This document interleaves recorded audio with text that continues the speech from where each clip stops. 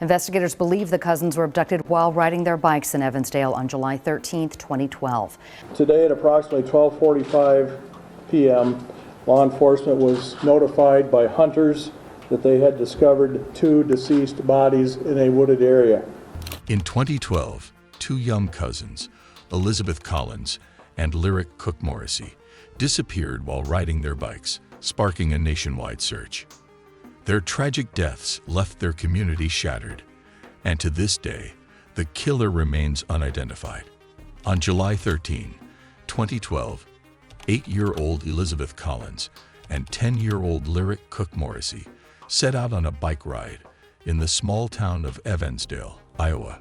The two cousins were known for their close bond and their love for outdoor adventures. But that day, they never returned home.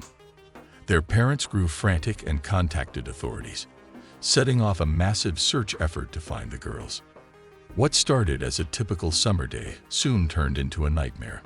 The girls' bikes were found abandoned near a trail, but there was no sign of their whereabouts.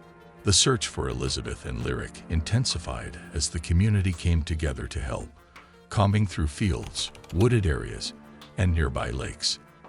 Days turned into weeks, and despite exhaustive efforts, there were no clues as to where the girls had gone. Then, in December 2012, months after their disappearance, a breakthrough occurred.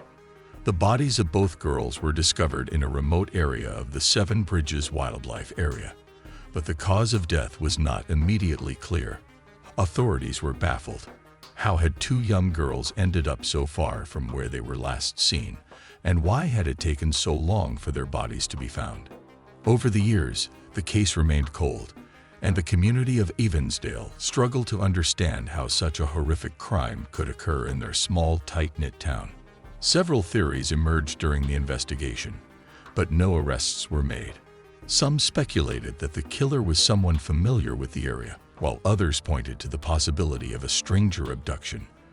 Despite efforts from the FBI and local authorities, the case remained unsolved. The case saw a brief resurgence in the media in 2016 when a man named Dan Morrissey, a relative of one of the girls, publicly speculated that his family members were involved in the crime.